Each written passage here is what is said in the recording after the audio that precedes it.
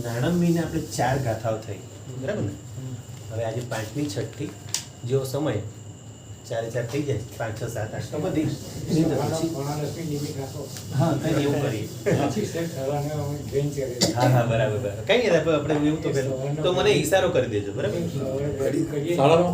મને ખાલી ઈશારો કરી દેજો. વાંધો નહીં. તો આજે 2 ગાથા લઈશું.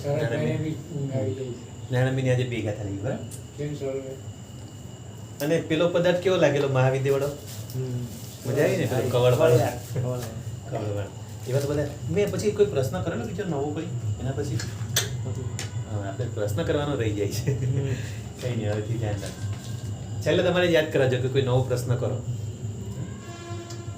તો હવે નાણંદીની 5મી ગાથા. 5મી કઈ છે? બારસ વિહમ્મી વિતવે સભ્યંતર બાહિરે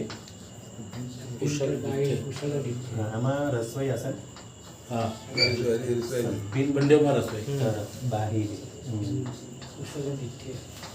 કુશલ દિઠ્ઠે.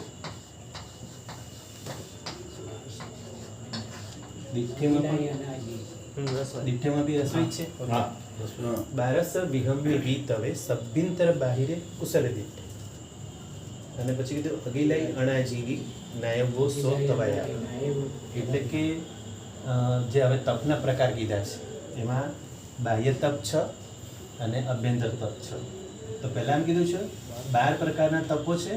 આમાં અભ્યંતર અને બાહ્ય એમ મળી અને બધા મળીને ટોટલ 12. 6 અભ્યંતર અને 6 બાહ્ય. અભ્યંતર બાહ્ય અભ્યંતર કે સભ્યંતર? સભ્યંતર એટલે સ અભ્યંતર સહિત અને બીજા બાહ્ય એમ કરીને અભ્યંતર આવી જાય. હા, અગિલાઈ અણાજીવી.